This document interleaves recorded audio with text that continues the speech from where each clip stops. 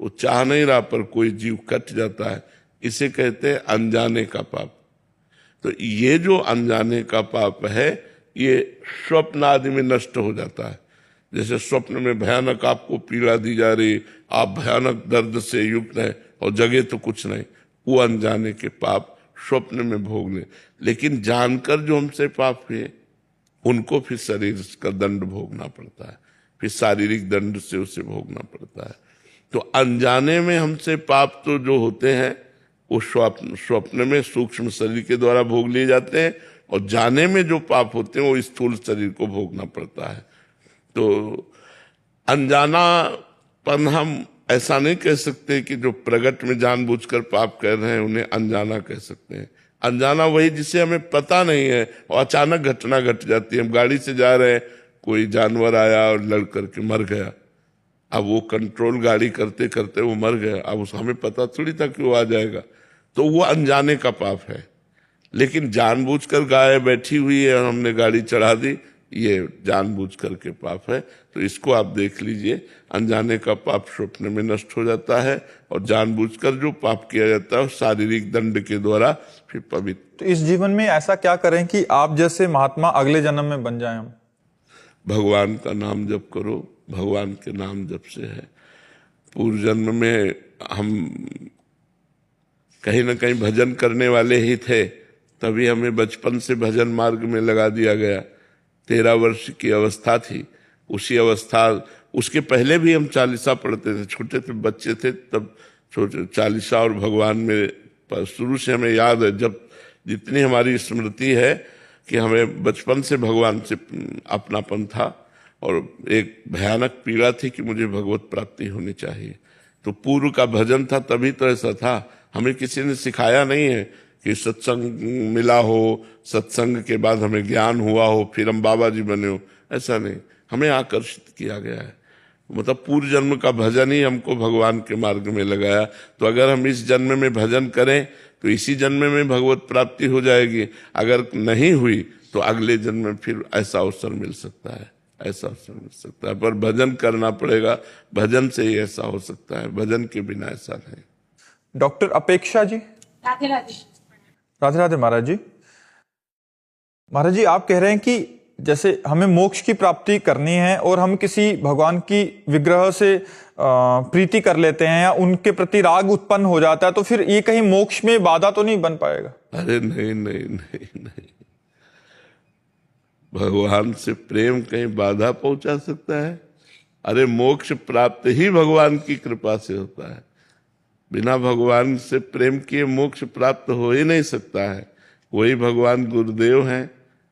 देखो, मोक्ष मूलम गुरु कृपा, ध्यान मूलम गुरु मूर्ति, पूजा मूलम गुरु पदम, मंत्र मूलम गुरु वाक्यम, मोक्ष मूलम गुरु कृपा।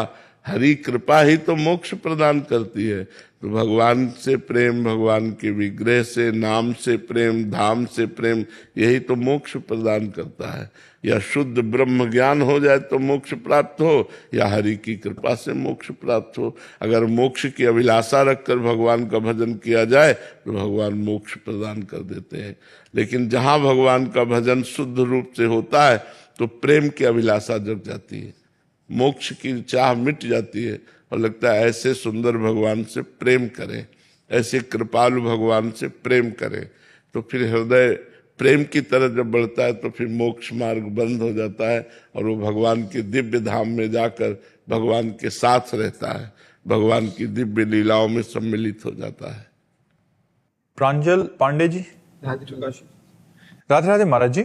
महाराज जी, मैं एक विद्यार्थी हूं, तो मुझे क्या सरस्वती जी का नाम जप करना चाहिए, गायत्री जी का, हनुमान जी का या शिव जी का? क्योंकि उनके नाम में मुझे ज्यादा प्रीति है। किसका है? यज्ञोपवीत हो गया है? हाँ, तो गायत्री अनुष्ठान करो, प्रातः काल अर्घ देते हो सूर्य को? कभी कभी नहीं, नई अवस्था है, प्रातः काल उठो, स्नान करो, आधा घंटे व्यायाम करो, और इसके बाद भगवान सूर्य को अर्घ देते हुए गायत्री अनुष्ठान करो, गायत्री मंत्र जप करो। मान लो नात्रिकाल संध्या सही तो 2 काल की संध्या तो कर ही लो, प्रातः काल और शाम की, फिर देखो ज्ञान प्रकट होता है कि नहीं। नहीं, हाँ, गायत्री जप करो और बीच बीच में नाम जप करो। गायत्री जप पवित्र अवस्था में होता है, स्नान आदि करके, और शेष समय भगवान का नाम जप करो जो नाम प्रिय हो। स्वामी करुणानंद जी, रामकृष्ण मठ प्रयागराज। महाराज जी प्रणाम। महाराज जी, मैं रामकृष्ण मठ प्रयागराज से हूँ। रामकृष्ण मिशन में सेवा कार्य साधना का एक अंग है। महाराज जी, इस सेवा कार्य के बीच अनवरत भगवत चिंतन बना रहे, इसके लिए हमें क्या प्रयास करना चाहिए? पहला तो लक्ष्य बनना चाहिए कि मुझे इसी जन्म में भगवत साक्षात्कार करना है।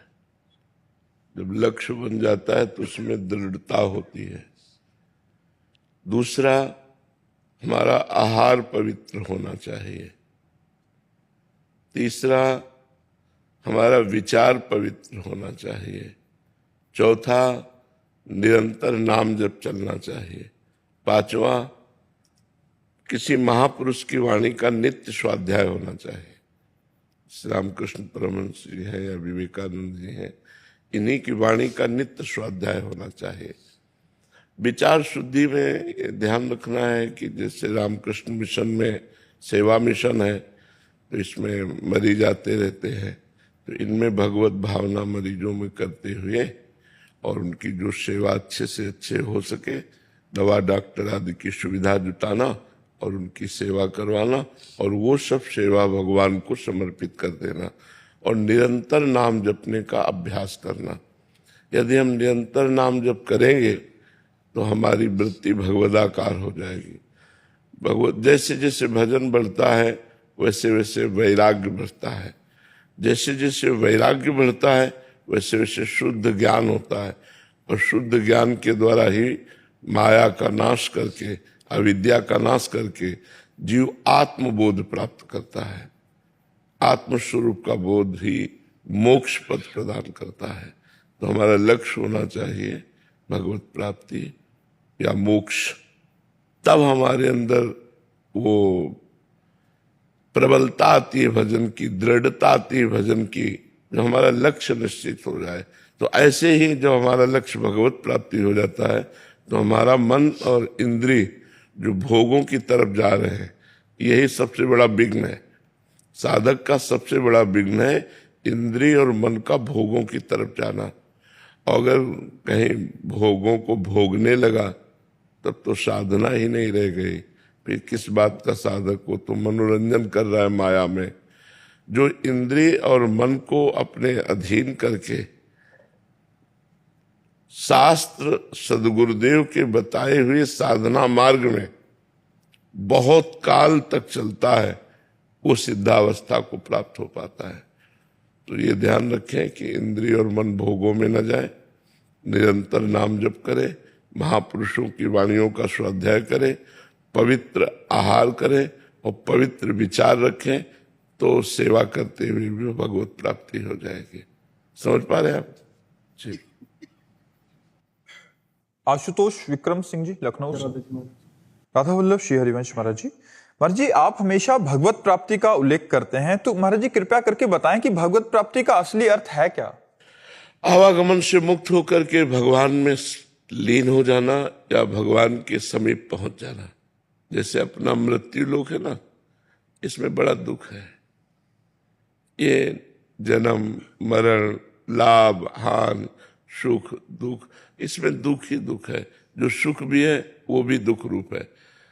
भगवान का धाम है, जैसे वृंदावन चिदानंद धाम, वैकुंठ धाम, साकेतपुरी धाम, कैलाश धाम, इनमें मरना नहीं है, इनमें बुढ़ापा नहीं है, इनमें रोग नहीं है, इनमें सुख ही सुख है, परम आनंद है।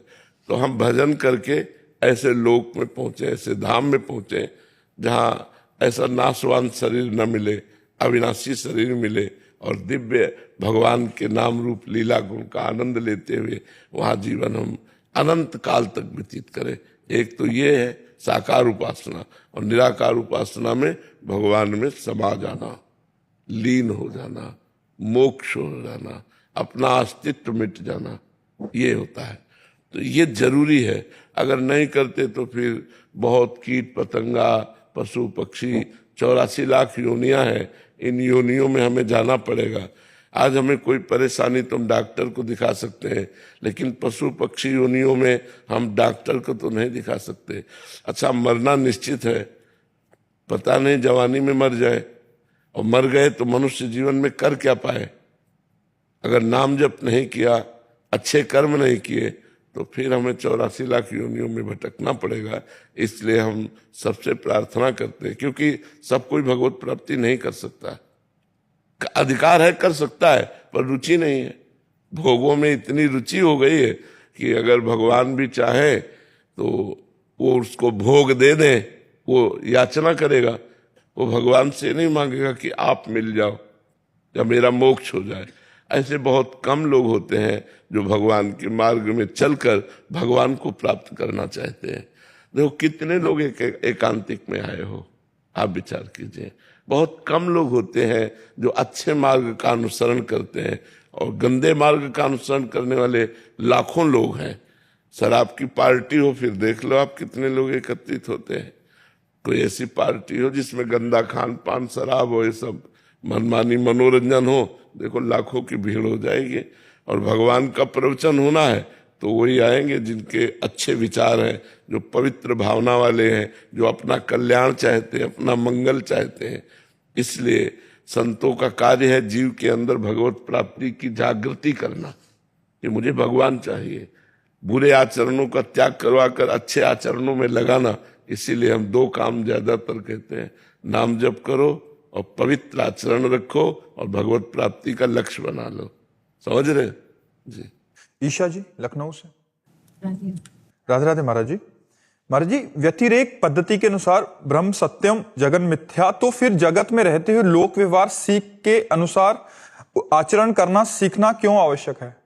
क्योंकि हमें एक नाटक मिला है ना। नाटक भी तो मिथ्या होता है। जो नाटक होता है, मान लो जैसे फिल्म है कोई या कोई नाटक होता है, तो वो भी तो झूठा होता है, लेकिन उसमें रोल परफेक्ट किया जाता है कि नहीं किया जाता? परफेक्ट रोल नहीं होगा तो निकाल दिए जाओगे। तो इस जगत नाटक में तुम्हें एक परफेक्ट रोल करना है। पर हम तो इसी को असली मान के ही चल रहे हैं। इसीलिए तो दुर्गति हो जाती है, इसीलिए दुर्गति हो जाती है। इसके डायरेक्टर हैं भगवान। आपको रोल दिया है, किसी को पत्नी का रोल दिया, बहन का रोल दिया, माँ का रोल दिया, बहुत से रोल दिए हैं। तो जो जो जहां जैसा हमें रोल मिला है, स्वांग मिला है, वैसा हम परफेक्ट करें तो हमें डायरेक्टर की प्रसन्नता प्राप्त हो जाएगी, और वो हमको इस रोल से बाहर कर देगा, अपने साथ रख लेगा, अपनी दिव्य लीला में ले जाएगा, दिव्य आनंद में ले जाएगा। तो हमको यहाँ रोल करना ही पड़ेगा। झूठा है पर हमको रोल करना पड़ेगा। जो स्वांग मिला है, जो नाटक मिला है, पति का नाटक, भाई का नाटक, गुरु का नाटक, शिष्य का नाटक, जो नाटक मिला है उसमें परफेक्ट आप रोल अदा कीजिए तो भगवान प्रसन्न हो जाएंगे। जगत नाटक वैभवः, गोपाल शास्त्र नाम में एक भगवान का नाम आता है, जगन नाटक वैभवः। ये जगत रूपी नाटक का वैभव वो स्वयं प्रकाशित किए हुए हैं। तो तुम्हें जो नाटक मिला है, जो रोल मिला है, वैसा कीजिए। उसको अगर ठीक से निभा ले गए तो बढ़िया, अगर गलत कर गए तो फिर नरक आदि की प्राप्ति होगी। वीना पंडित जी पुणे से। राधे राधे राधे राधे महाराज जी। महाराज जी, घर में के मंदिर में विराजमान देवी देवताओं की पूजा अर्चना करने और उन्हीं देवी देवताओं के तीर्थ स्थलों पर जाकर पूजा अर्चना करने में क्या अंतर है? भावना का अंतर है। घर की देवी जब विराजमान है तो उतनी भावना नहीं बनती जितना हम कष्ट सहकर जब वैष्णो देवी जाते हैं तप करना पड़ता है, तप उसमें होता है, कष्ट होता है। आप पहाड़ पे चढ़ करके धक्का मुक्का खा के और नाना प्रकार के श्रम कष्ट सहकर जब गए तो आपकी भावना बनी। वो भावना घर में नहीं बनेगी। जैसे आप ठाकुर जी विराजमान कर लो घर में, तो वही मुरली मनोहर ललित त्रिभंगी ठाकुर जी घर में विराजमान है, वही बिहारी जी विराजमान है। जब आप चल के पैसा लगा करके और यहाँ वृंदावन आए और यहाँ जब दर्शन करेंगे तो आपके भाव कुछ और हो जाएंगे। और दूसरी बात है कि घर में उतनी पवित्रता नहीं है, जितनी धाम में पवित्रता है। घर के ठाकुर तुम्हारे भाव के अनुसार है, और यहाँ ठाकुर जी साक्षात रूप में विराजमान है। बिहारी जी कोई मूर्तिकार की रचना नहीं, स्वयं प्रकट ठाकुर विराजमान है। तो कई कारण होते हैं जिससे हमको जाना चाहिए और दर्शन करने चाहिए। पहला कारण होता है कि हमारे शरीर के पाप नष्ट होते हैं, क्योंकि हमें कष्ट मिलता है, तप होता है हमारे द्वारा पवित्र। दूसरी, धाम आदि का वातावरण अलग है। आप अपने घर का वातावरण देखिए और हरिद्वार जाइए, वहां का वातावरण देखिए, वृंदावन का वातावरण देखिए, काशी का वातावरण देखिए।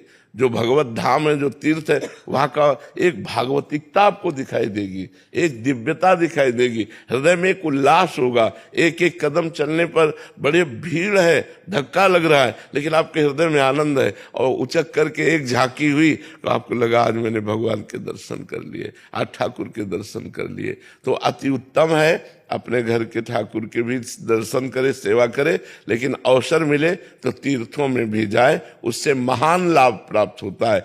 एक एक कदम जो आप तीर्थ के लिए चल रहे हो, ठाकुर के दर्शन के लिए चल रहे हो, वो विशेष लाभदायक, वो विशेष पुण्यप्रद है। उससे आपका पाप नष्ट होगा, आपका मंगल होगा, आपके दुखों का नाश होगा, आपको सुख की प्राप्ति होगी। ऐसा करना चाहिए। नीरा प्रधान जी भुवनेश्वर से। जय जय श्री।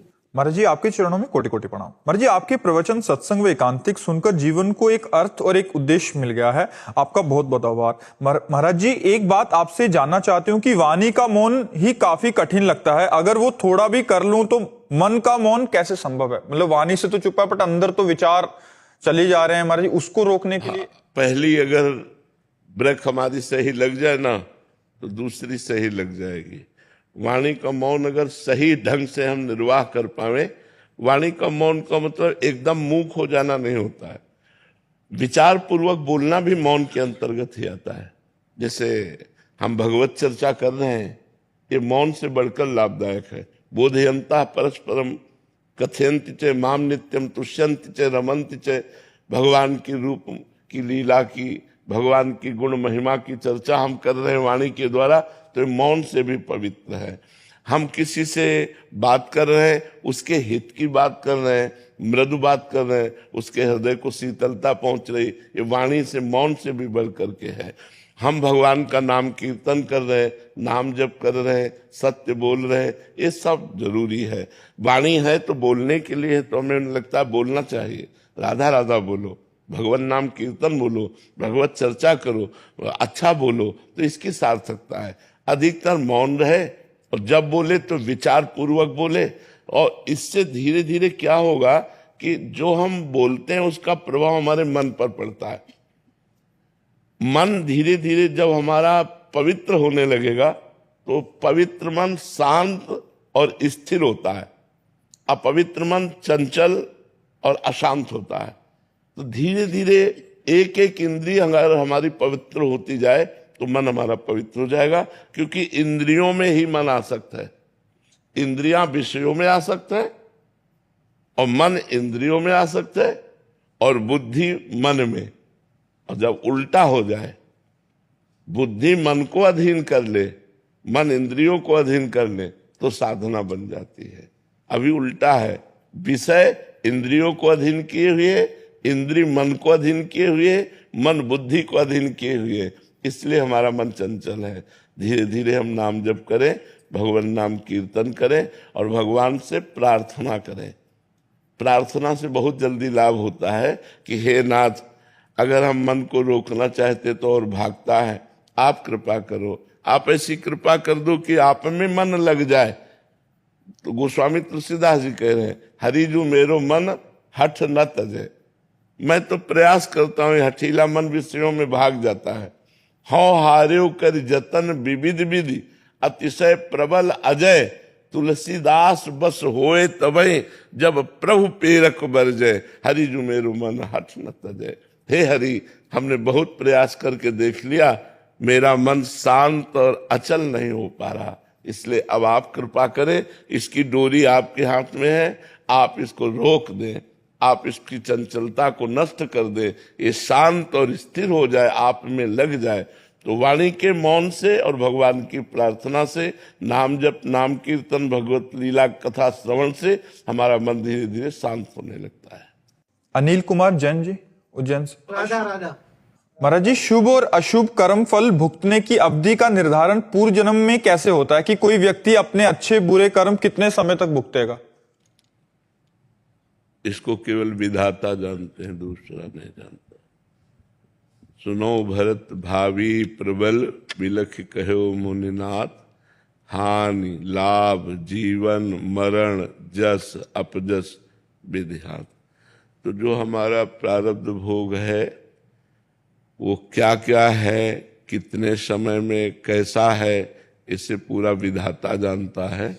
और ये इतना ही नहीं है, गोदाम भरा हुआ है जिसे संचित कर्म कहते हैं। संचित कर्म से कुछ हिस्सा निकाला जाता है शुभ अशुभ का, जिससे शरीर की रचना होती है, उसे प्रारब्ध कर्म कहते हैं। और जो नया कर्म किया जाता है उसे क्रियमाण कर्म कहते हैं। तो गोदाम तो अभी पूरा भरा ही है। जब तक भजन बल के द्वारा, ज्ञान बल के द्वारा, तप बल के द्वारा उसको नष्ट नहीं कर दोगे, तब तक भोगना पड़ेगा, बार बार जन्म, बार बार मरण। और मनुष्य योनि में ही नहीं, सुअर कुत्ता गधा न जाने किन किन योनियों में हमें जाना पड़ेगा। तो इसीलिए मनुष्य योनि की महत्ता है कि हम इस जन्म में इतना भजन करें कि हमारा संचित भस्म हो जाए और प्रारब्ध को भोग लें और क्रियमाण पवित्र अच्छे आचरण हो और भगवत समर्पित हो, तो हमें इसी जन्म में भगवत प्राप्ति हो जाए, हमारा आवागमन चक्र रुक जाए। लेकिन लोग जहाँ संसार में चकाचौंध माया की देखा तो भगवान को भूल जाते हैं और अपना मनुष्य जन्म पूरा का पूरा इसी माया में व्यतीत कर देते हैं। अब ये हो जाए, अब ऐसा हो जाए, अब ऐसा हो जाए, पूरा जीवन इसी में चला जाता है। महाराज जी, जैसे किसी का उदय 3 महीने का है, कर्म 3 महीने तक उसको परेशान करेगा, किसी का 6 महीने तो ये एक कर्म कौन सा करा हुआ, किस कारण से ये इसकी अवधि की कौन कितना भुगते है? हाँ, उसी अपराध के अनुसार है, ये अपराध के अनुसार है ना। जैसे अपराध बड़ा है, अब जैसे किसी को बुखार आया 3 दिन में ठीक हो गया, अब प्रारब्ध छोटा था निपट गया, तो ये प्रारब्ध भोग होता है। अब बड़ा प्रारब्ध है तो आजीवन भोगना पड़ेगा, छोटा प्रारब्ध है तो थोड़ा सा आया और निपट गया, चला गया। अब इसको तो ना हम जानते हैं और न कोई ज्योतिषाचार्य जानेगा, ये ब्रह्मा जी ही जानते हैं, जिन्होंने रचा है कि इसको कितने दिन, क्या कितने मिनट, कहाँ कैसा भोगना होगा, वो वही जानते हैं। मयंक तिवारी जी, राधा वल्लभ से श्री हरिवंश महाराज जी। गुरुदेव, सूरदास जी के पद में आता है कि भरोसो दृढ़ इन चरणन केरो। महाराज जी, इस पद में अत्यंत अद्भुत एवं महिमा का वर्णन किया प्रभु की, पर महाराज जी इसमें किस भरोसे की बात कर रहे हैं? वो भरोसा कैसे हो और कैसे हमारे अंदर आए? जब आन कोई ठौर नहीं और नहीं, तब भरोसा एक होता है। कहीं हमें ठौर नहीं, कोई हमारा और नहीं। भरोसो दृढ़ इन चरणन केरो, श्री वल्लभ नख चंद्र छटा बिन, सब जग माहे अंधेरो। उसी में उत्तर लिखा हुआ है।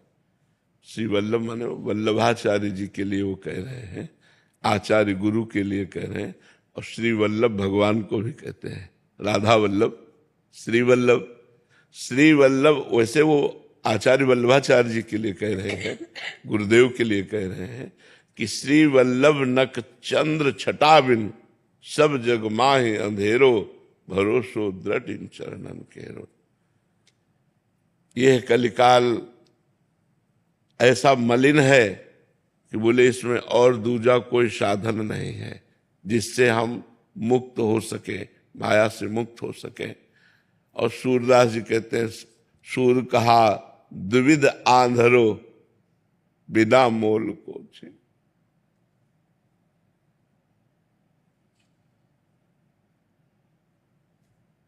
भगवान में बिक जाना, कोई कामना न होना, भगवान के सिवा हमारा कोई है नहीं, ऐसा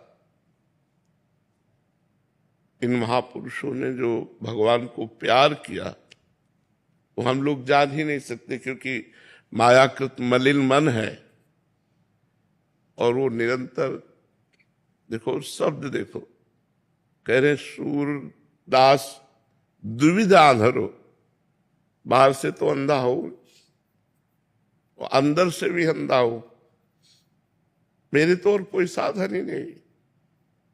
जिसका भाव बड़ा गंभीर भाव है, सूरदास दुविधा धरो, बाहर से आंखें तो पहले से जन्म से ही अंधा हूं, और अंदर ज्ञान की आंखें भी नहीं है, दोनों तरह से अंधा हूं। मैं तो बिना मोल का बिका हुआ आपका दास हूं। सूरदास दुविधा धरो, बिना मोल को चेरो, भरोसो दृढ़ इन चरण के। हमारे कोई और साधन नहीं,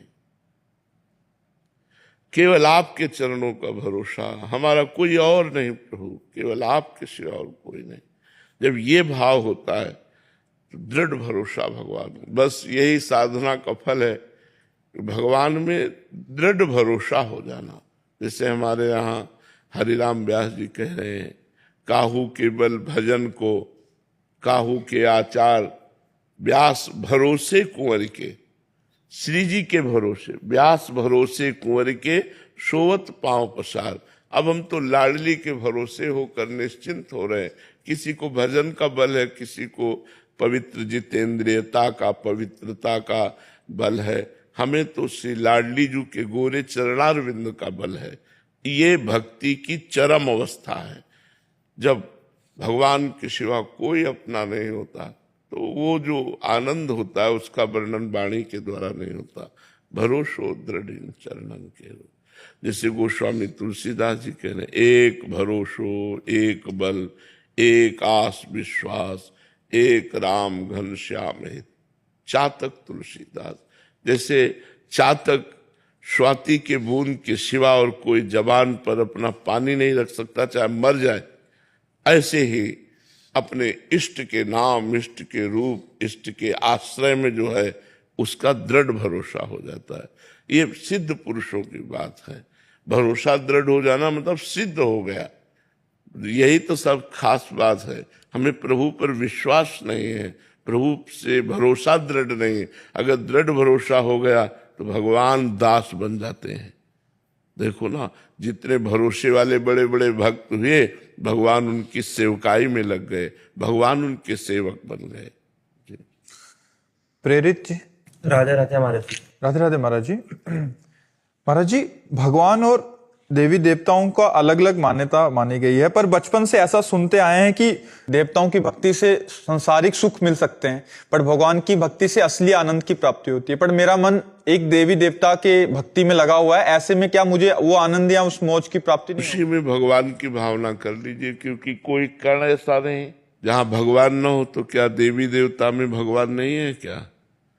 जब हम चराचर जगत में भगवान देख सकते हैं, तो देवी देवता में भी भगवान देख सकते हैं। यदि हमारे अंदर ये भावना आ जाए कि ये देवता साक्षात भगवान है, तो आनंद की प्राप्ति होने लगेगी। किसी भी देवता या किसी भी देवी में यदि हमारा भगवत भाव हो जाए, जैसे रामकृष्ण परमहंस जी ने माँ काली में ही भगवान का भाव कर लिया कि परब्रह्म परमात्मा ही माँ काली के रूप में, तो सब साक्षात्कार हो गया, सब कुछ प्राप्त हो गया।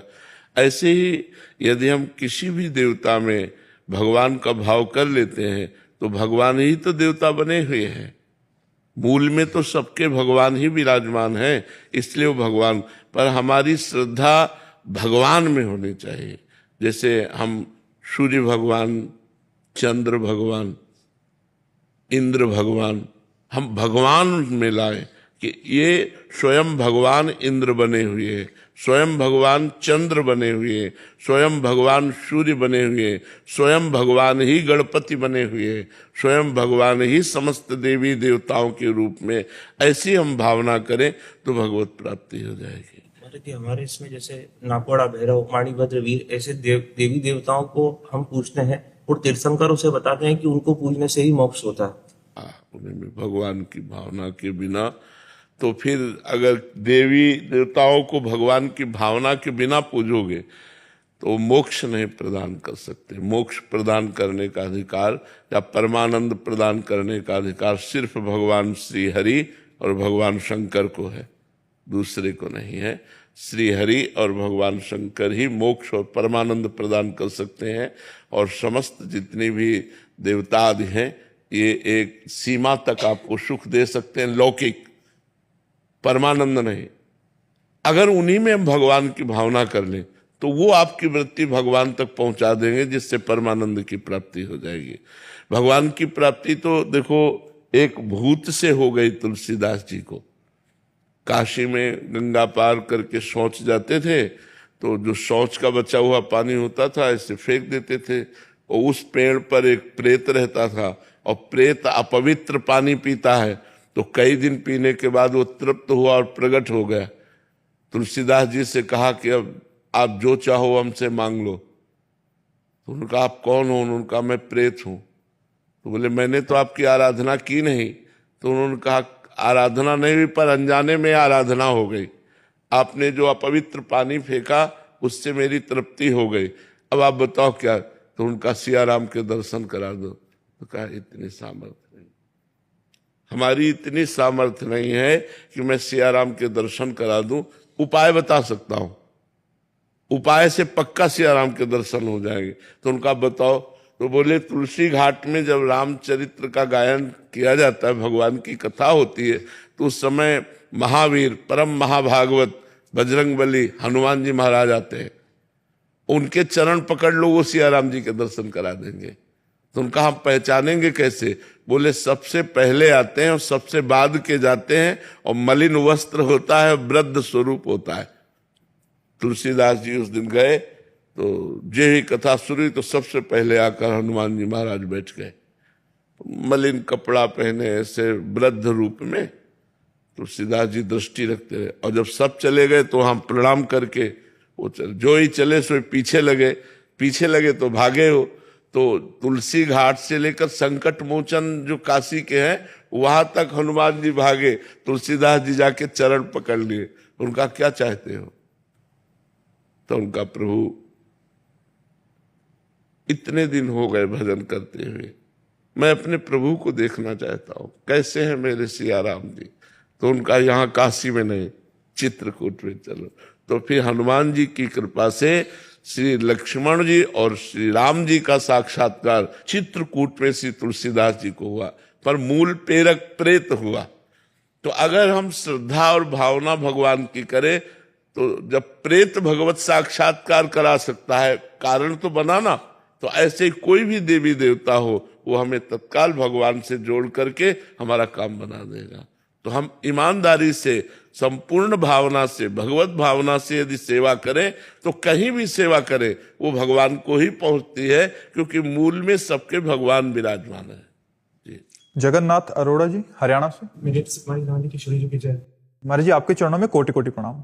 महाराज जी परमार्थ, पुरुषार्थ व प्रतीक्षा तीनों का संतुलन कैसे बनाएं ताकि अपने साधक जीवन व सांसारिक कर्तव्यों का अच्छे से पालन कर पाएं और तीनों को करते हुए प्रमाद ना आए? प्रतीक्षा का तात्पर्य क्या आप ले रहे? गुरुदेव जब परमार्थ की ओर लगते हैं तो लगता है कि महाराज जी आप कह रहे हैं कि जब परमार्थ की ओर देखते हैं तो फिर ऐसा लगता है कि अभी व्यवहारिक कार्य कुछ देर प्रतीक्षा कर लेते हैं ताकि फिर एकदम परमार्थ में हो, तो इसका संतुलन कैसे बनाया जा सकता है महाराज? नहीं, पूरे जीवन मन इसी तरह अटकाए रहता है कि ये काम हो जाए फिर हम भजन कर लेंगे, ये हो जाए फिर हम भजन कर लेंगे। ऐसा नहीं, पहले भजन करो फिर काम होगा। हम काम करते हुए भजन करें। जो हमारा सांसारिक कार्य है उसमें हम भजन को पीछे नहीं टालते हैं। क्यों? क्योंकि कल हम जिएंगे कि नहीं हमें भरोसा नहीं है। हमारी आयु कितनी मुझे पता नहीं है। मुझे हर श्वास भगवान का स्मरण करते रहना है। प्रतिपल परमार्थ में हमें स्थित रहना है। परमार्थ ही पुरुषार्थ है।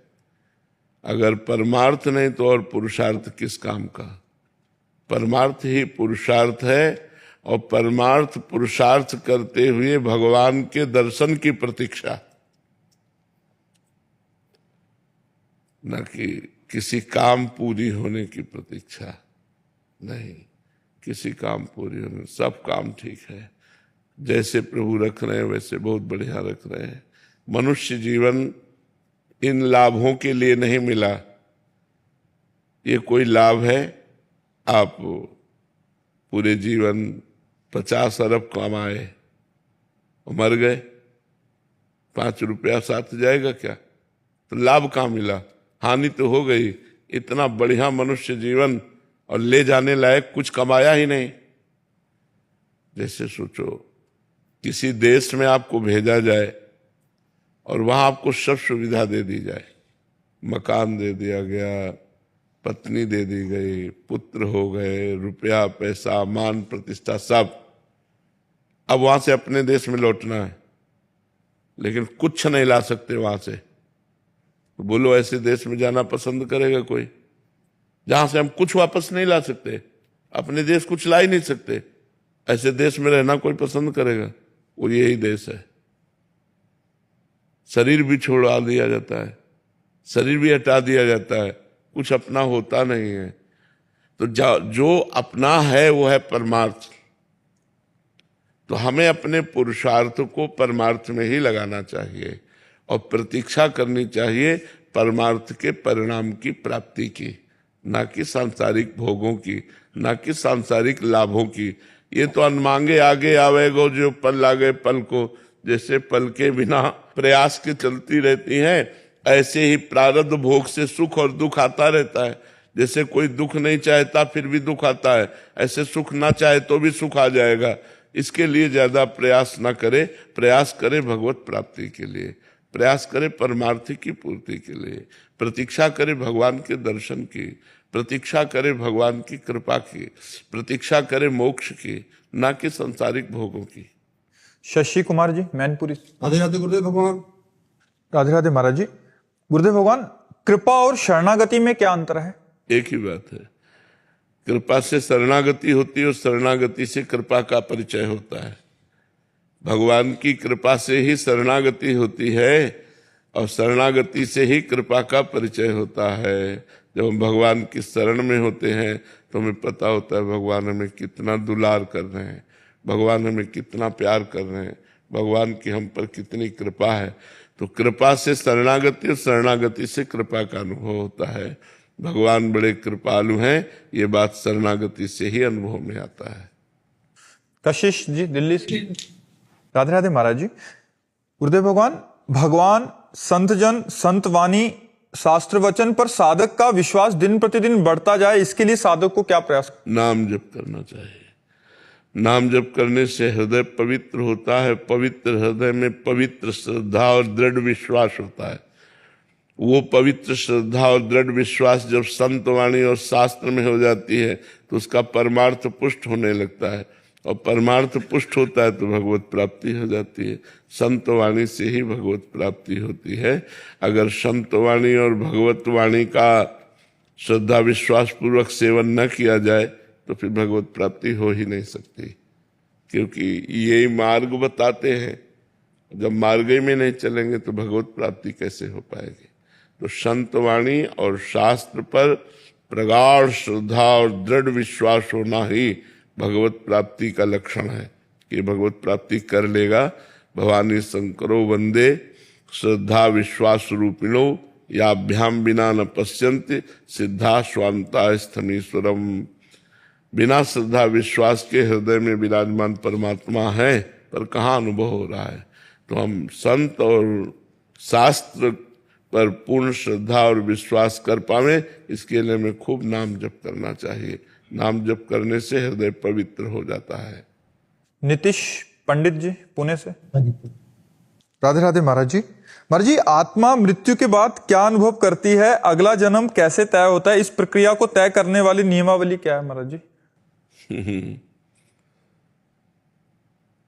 वैसे जो आत्मा है इन सब बातों से एकदम अलग है, उनका इससे कोई तात्पर्य नहीं। कभी जन्म मरण न आत्मा का होता है, न होगा, न है। आत्मा निर्लेप निर्विकार सच्चिदानंद स्वरूप है। ये सूक्ष्म शरीर को होता है। जो मन है जो बुद्धि है, जो चित्त है, अहंकार है, अंतःकरण, चतुष्टय, 5 ज्ञानेंद्रियां, 5 कर्मेंद्रियां, ये जो सूक्ष्म शरीर है, इसी को जन्म मरण होता है। आत्मा तो इसमें अहम करके बार बार जो जन्म मरण हो रहा है, उस अहम करके इसमें वो भोक्ता कर्ता भाव से युक्त होने के कारण निर्लेप होने पर भी उसे भोगना पड़ता है। निर्लेप होने पर, निर्विकार होने पर भी उसे भोगना पड़ता है, अंतःकरण पर ममत्व होने के कारण, अहम होने के कारण। पर जन्म मरण जो होता है, उस समय जन्म मरण का मतलब यही समझो जैसे सो गए, गाढ़ निद्रा, यह है मृत्यु, और जगे यह है जन्म। ऐसे जन्म मृत्यु होती रहती। गाढ़ मूर्छा मृत्यु, फिर अगले योनि में पहुंचा, फिर चेतना जागृत हुई, फिर उसमें खेलने कूदने लगा, फिर वैसे सब, फिर गाढ़ मूर्छा, ऐसे बहुत जन्म हो गए। अब हम अपने को सुधार लें। मनुष्य जन्म मिला है जन्म मरण के चक्र को रोककर परमात्मा की प्राप्ति के लिए। अब हम ऐसा भजन करें डटकर कि हम जन्म मृत्यु के चक्र को रोक दें। पर लोग इधर ध्यान ही नहीं दे रहे। इसी जगत की चीजें चाहता है, वो भगवान को नहीं चाहता है, क्योंकि बुद्धि हमारी मलिन हो चुकी है। इसीलिए हम सबसे कहते हैं नाम जप करो। नाम जप करने से जब बुद्धि पवित्र होगी तो सही निर्णय निकलेगा। अभी तो बड़ा धूल पड़ी हुई है बुद्धि पर माया की। जब हम नाम जप करेंगे तब निर्मल बुद्धि सही निर्णय कर पाती है। अभी तो बहुत मलिन बुद्धि है, इसलिए खूब नाम जप करे। ये बात समझ लो, आत्मा का कभी जन्म नहीं होता तो मृत्यु कैसे हो सकती है। आत्मा को कोई दुख नहीं व्यापता। नैनम छिन्दन्ति शस्त्राणि नैनम दहति पावका न चैनम क्लेदयन्त्यापो न शोष्यति मारुता। आत्मा को अस्त्र छेद नहीं सकते, वायु सुखा नहीं सकती, जल गीला नहीं कर सकता। वो अक्लेद्य है, अशोष्य है, अदाय है। वो भगवत स्वरूप है, चिदानंदमय है। पर ऐसा चिदानंदमय होने पर भी वो अंतःकरण में ममत्व रखने के कारण, कर्ता और भोक्ता भाव रखने के कारण वो ना जन्मने पर भी जन्मता है, ना मरने पर भी मरता है। यही भगवान की माया है। आशा जी हरियाणा से। राधे राधे महाराज जी। महाराज जी, यदि किसी मनुष्य में कोई गुण भक्ति भाव ना हो और जो सदा ही पाप कर्मों में लिप्त हो, तो प्रभु क्या ऐसे मनुष्य को भी भगवत प्राप्ति या संत गुरु रूप में प्राप्त होकर उसे दीक्षा प्रदान कर सकते हैं? सदगुरुदेव की प्राप्ति के लिए क्या प्रयास कर सकता है ऐसा जी? भगवान से प्रार्थना करे और किसी सच्चे संत का संग मिल जाए तो घोर पापी भी महात्मा बन सकता है। भगवान स्वयं कह रहे हैं, अपिचेत सुदुराचारो भजते माम अनन्य भाग साधुरेव समन्तव्य सम्यक व्यवसिता है सा। घोर दुराचारी हो, सांगोपांग पाप करने वाला हो, अपिचेत सुदुराचारो मतलब खूब सुंदर ढंग से पाप करने वाला। एक होता है कि पाप कर लिया, नहीं, खूब रचपच करके पाप करने वाला हो, घोर पापी, महापापी। अगर वो भी साधु संग से या किसी घटना से प्रेरित होकर के भगवान की शरण में आ जाए तो भगवान कहते हैं मैं उसे साधु बना दूंगा। भगवान कहते हैं अपिचेत सुदुराचारो भजते माम अनन्य भाग साधुरेव समन्तव्य सम्यक व्यवसिता। ऐसा सबको उसे साधु ही मानना चाहिए, क्योंकि वो कल पापी था, आज मेरी शरण में आ गया, अब मैं करो सत्य ते साधु समाना क्षिप्रम भवति धर्मात्मा। वो बहुत जल्दी धर्मात्मा महात्मा बन जाएगा। तो अवश्य अवश्य घोर पापी भी भगवान की शरण में जाए और खूब डट के भजन शुरू कर दे तो महात्मा बन जाएगा। भगवान उसे महात्मा बना देते हैं। सेहरे की निराली शान निहारो सखी पाहुनवा धरती पे उतर आया चांद निहारो सखी पाहुनवा। माथे मंजुल मोर खोर केसर की भाग सुहाए। कमल नयन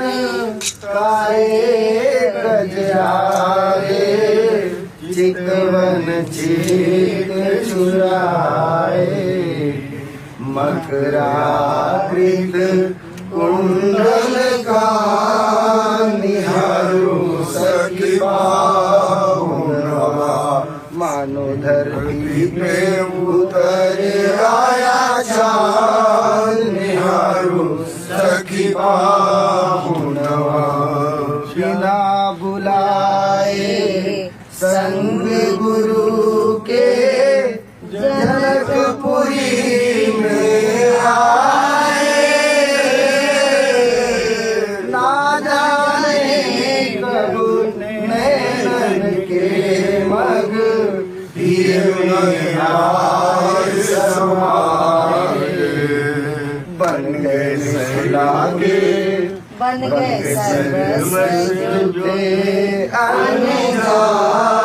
निहारो सखी पाहुनवा धरती पे उतर आया चाँद निहारो सखी पाहुनवा गात सोहे पीतांबर जनु घन दामी विराजे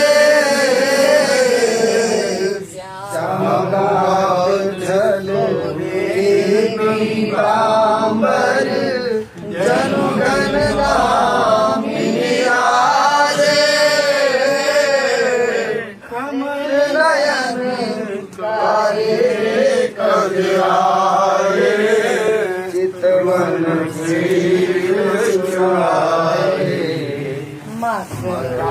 मिथिला के दुल्हनवा मेहमान निहारो सखी पाहुनवा मानो धरती पे उतर आया चाँद निहारो सखी पाहुनवा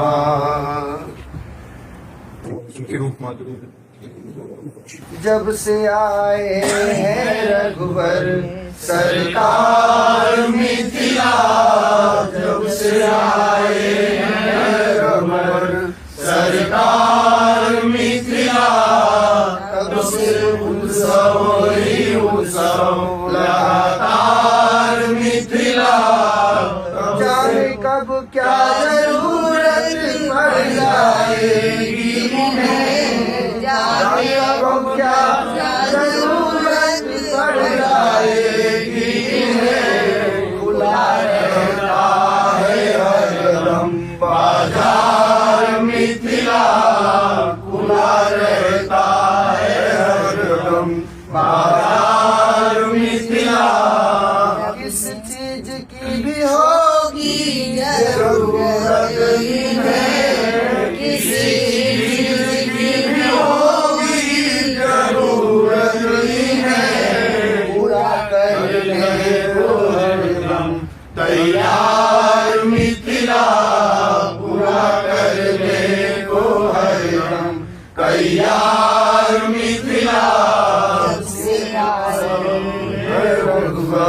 सरकार मिथिला चाहे और कुछ भी लेवे अथवा देवे नहीं चाहे और कुछ लेवे अथवा देवे नहीं शांति पाने को हरदम तैयार मिथिला शांति पाने को हरदम तैयार मिथिला आए हैं रघुवर सरकार मिथिला वैसे मिथिला में पहुना जी को सब कुछ पसंद है वैसे मिथिला में पहुना जी को सब कुछ पसंद है लेकिन सबसे पसंद गाड़ी की बौछार मिथिला लेकिन सबसे पसंद गाड़ी की बौछार मिथिला से आए हैं रघुवर सरकार मिथिला याते मिथिला वृंदा निवासी भी सुनाते हैं वही, वृंदा निवासी भी सुनाते हैं वही। जाते दुल्हा जी उछले बारंबार मिथिला, जाते दुल्हा जी उछले बारंबार मिथिला। जब से आए हैं रघुबर सरकार मिथिला, तब से उत्सव ही उत्सव लगातार मिथिला। सरकार निवेदन का पद है।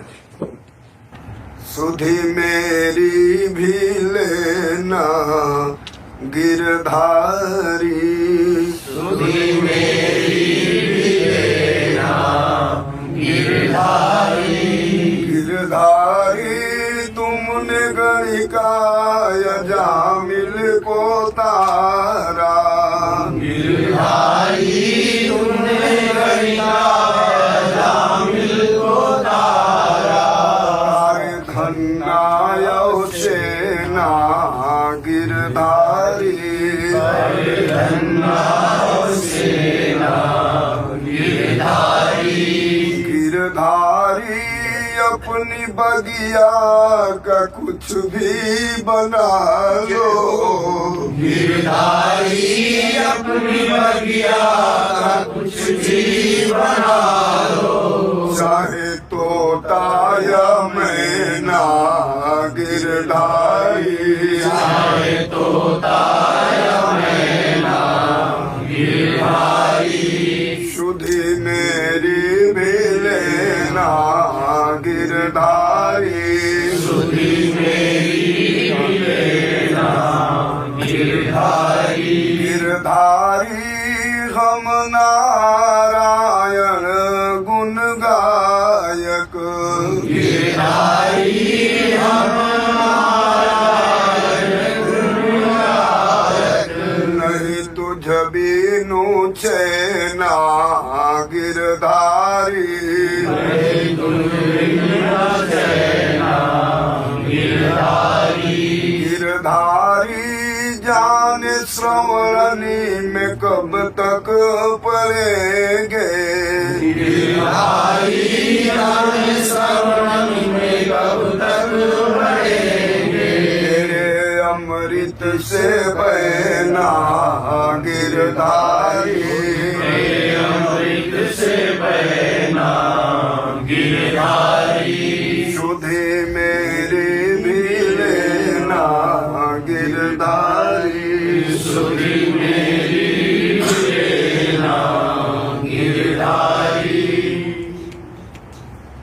अब टन्ना लगवली कर भोजपुरी में है भोजपुरी सरकार। सब भांति मनोहर पियस्य का लगता बड़े नाजों से पाला है, कुछ कसर अगर तो बस इतनी कि दुल्हा थोड़ा सा काला है।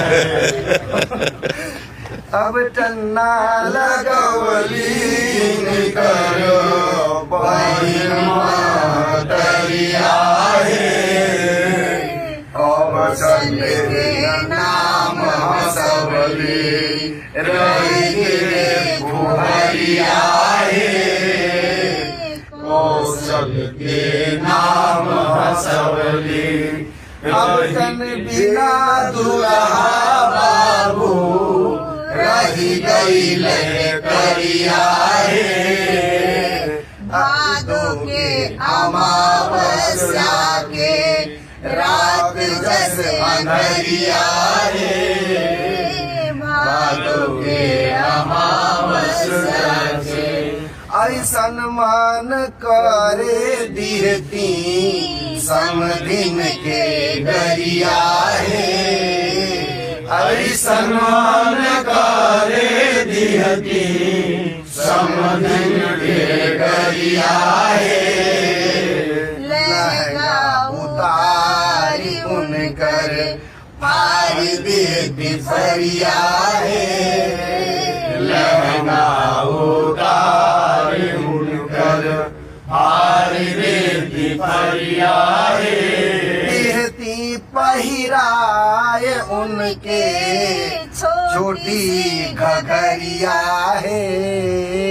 देह भी पहिराए उनके छोटी सी घघरिया है। अंगना में नचैती उनके बना के बंदरिया है। अंगना में नचैती उनके बना के बंदरिया है। मिथिला के उबटन बाटे बड़ा चमत्कारिया है। मिथिला के उबटन बाटे बड़ा चमत्कारिया है। क्षण भर में हरियर हुई है दशरथ जी के हरिया है। क्षण भर में हरियर हुई है दशरथ जी के हरिया है। गोरी सियाजू हई जनक के दुलरिया है।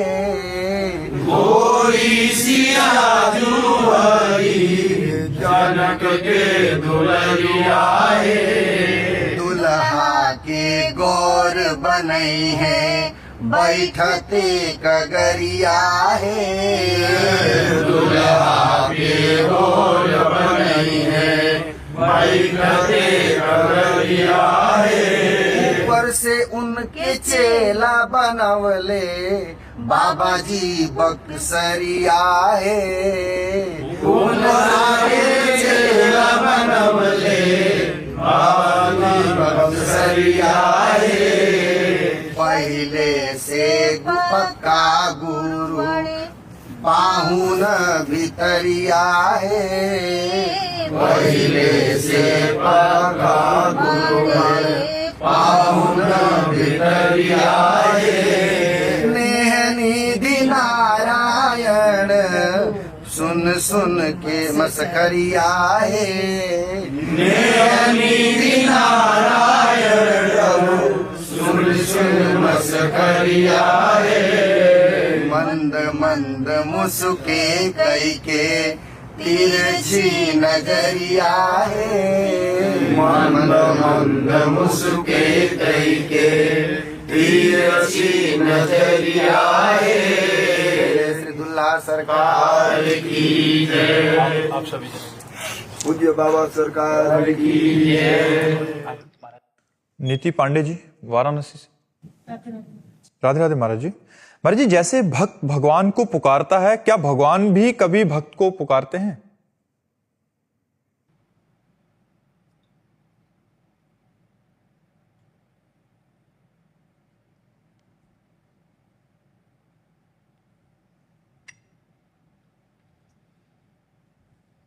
भगवान ही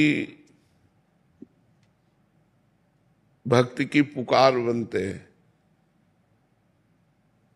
भगवान पुकारते नहीं, भगवान ही भक्ति की पुकार बनते हैं। भक्त के हृदय में जो भगवान के प्रति भाव आता है वो भगवान ही बनते हैं।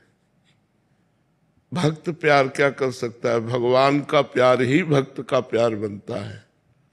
भगवान की करुणा ही भक्त का हृदय बन जाती है। भगवान की प्रेरणा से ही वो यंत्रवत चेष्टा करता है। वो जो पुकारता है हा कृष्ण हा राधा, तो सही मानो हृदय में वो बैठ कर के पुकार रहे हैं, वही पुकार रहे हैं, वही भाव दे रहे हैं, वही करुणा कर रहे हैं। भक्त तो राई के समान प्यार करता है, भगवान समुद्र के समान प्यार करता है। भगवान को जब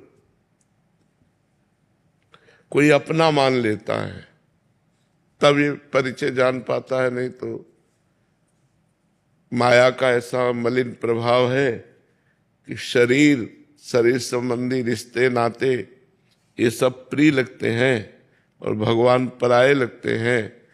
और जब भगवान का भजन किया जाता है, भगवान की कृपा से शुद्ध ज्ञान होता है, फिर भगवान से जब प्रेम होता है तब हृदय की दशा बदल जाती है।